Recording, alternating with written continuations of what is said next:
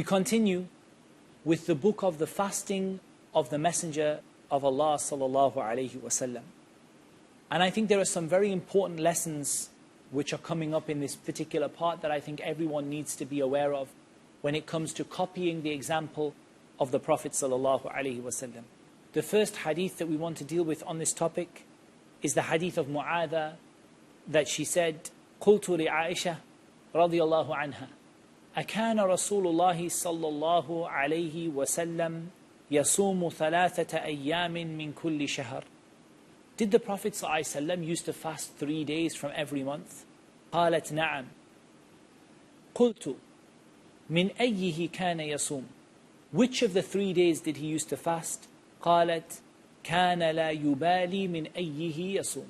He did not used to mind which of the 3 days he fasted. This indicates to us that it is a recommendation to fast the 3 days Ayyamul Bid, which are the 13th, 14th and 15th. But that if you don't fast the 13th, 14th and 15th, it's still worthwhile you fasting 3 days in the month. And the Prophet ﷺ did not used to be so fussy about which of those days that he fasted. Why fast 3 days in the month? Because each of our rewards are multiplied by 10. 3 times 10 is 30, which is the length of a month. And therefore, if you fast each of these months 3 days, then you have the reward of fasting all of the remaining months of the year, as well as the reward of fasting the whole of Ramadan. So you'll have extra reward over a year's worth of fasting for only fasting Ramadan and 3 days in every month. If you can make those 3 days Ayyamul Bid, the 13th, 14th and 15th of the Hijri calendar of each month, then that's great. And if you can't, then there's no harm in it, inshallah, if you fast any 3. وعن عائشة رضي الله عنها أنها قالت كان عاشوراء يوما تصومه قريش. Ashura was a day that Quraysh used to fast.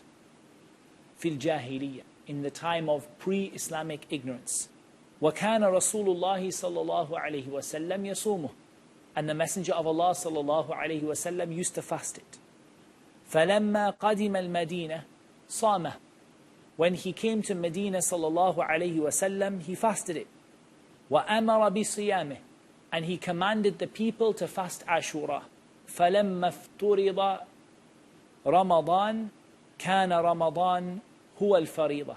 When Ramadan was made obligatory, Ramadan became the only obligatory fast. وترك عاشوراء فمن شاء صامه ومن شاء تركه. And Ashura was left. Whoever wished to fast it, fasted it, and whoever wished not to fast it, did not fast it. This tells us that in the early days of Makkah, just like the Prophet ﷺ used to pray some prayers before prayer was made obligatory, he also used to fast before fasting was made obligatory in the way that we know it now. So just like before prayer was made obligatory 5 times a day, he used to pray some prayers. Likewise, before fasting was made obligatory, he had a fast that he used to keep, and that was Ashura.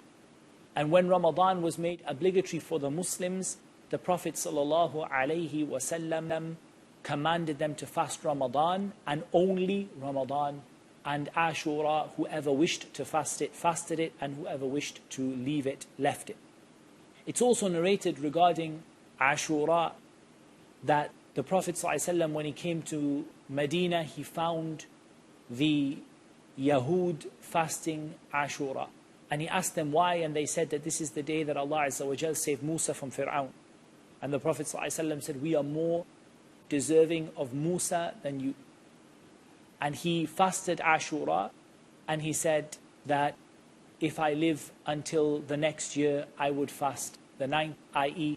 fast 1 day before it or 1 day after it, in order to be different from the Jews and to show that our religion is different from theirs.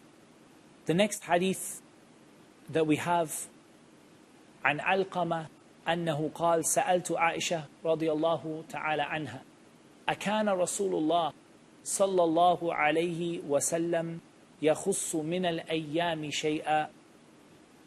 قالت كان عمله ديمة وأيكم يطيق ما كان رسول الله صلى الله عليه وسلم يطيق.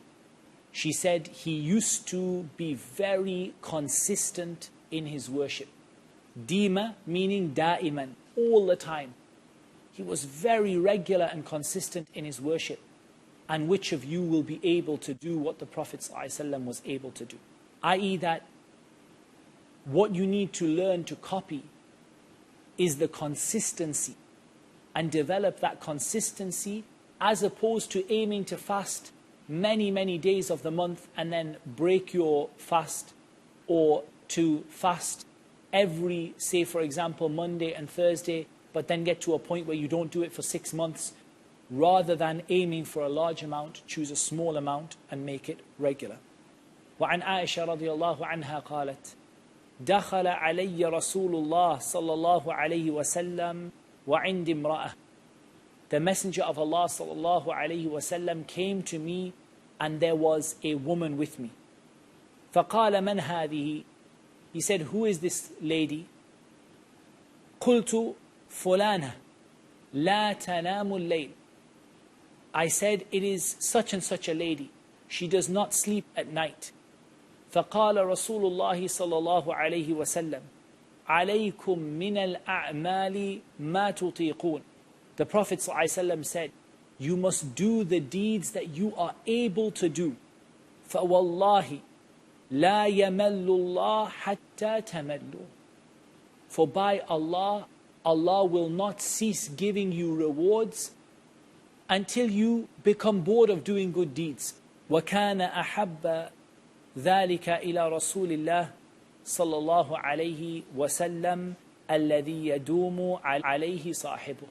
And the most beloved of these things to the Prophet sallallahu alaihi wasallam is that which the person would do regularly. Allah Azza wa Jal will not cease giving you rewards until you cease doing these deeds. But what cuts off from your reward, and this is really important, from the example of the Prophet ﷺ, is do regular deeds. What cuts off from your reward is that you burn yourself out. People do it with the prayer, they do it with fasting. I'll give you an example with the prayer. They start, I'm going to pray every single prayer, optional, in every way I will pray all of them. So they start with the night prayer. And they pray the full night prayer for 1/2 of the night. Then they sleep and they pray the 2 rak'ah before Fajr and they go and pray Fajr. Then they stay in the masjid until Duha. Then they pray Duha. Then they pray the remaining 6 rak'ah to make 8 rak'at of Duha in the mid-morning.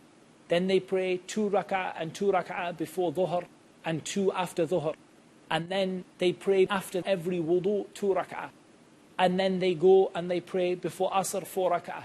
And then after that, before Maghrib 2, and after Maghrib 2, and before Isha 2, and after Isha 2. And then they continue. And you do this for 1 day, 2 days, 3 days maybe. By the 4th day, you're only praying your fard. And then this continues for many months and maybe 2-3 years until you get the gust of wind in your sails again. Off I go again praying this many raka'at. This is not the example of the Prophet ﷺ. Take the actions you're able to do. عَلَيْكُمْ مِنَ الْأَعْمَالِ مَا تُطِيقُونَ. Do the actions you're able to do. You find it within yourself to do regularly. This is also true with reciting the Quran. The same thing when it comes to reciting the Quran is that when it came to reciting the Quran, some of the companions said, I can finish the Quran once in every 3 days. The Prophet ﷺ first of all started them, finish it once in a month. And if you can finish it more, finish it 3 times in a month, once every 10 days. And so on and so forth, increasing the amount. But don't start when you've never read anything since Ramadan, reading it once every 3 days. Because you'll do it for a day, you'll do it for 2 days, you'll do it for maybe 3 days, and then you'll just stop doing it, and Allah Azza wa Jal will cease giving you the reward. So this is a really good example from the example of the Prophet ﷺ about consistency in ibadah. And the final hadith on this point, عن أبي صالح أنه قال سألت عائشة رضي الله عنها وأم سلمة رضي الله عنها أي العمل كان أحب إلى رسول الله صلى الله عليه وسلم قالتا ما ديم عليه وإن قل. Salama and Aisha radiallahu anha were asked by Abu Salih which of the deeds are most beloved or were most beloved to the Messenger of Allah sallallahu alaihi wasallam, and the two of them said that which is done consistently, even if it is very small.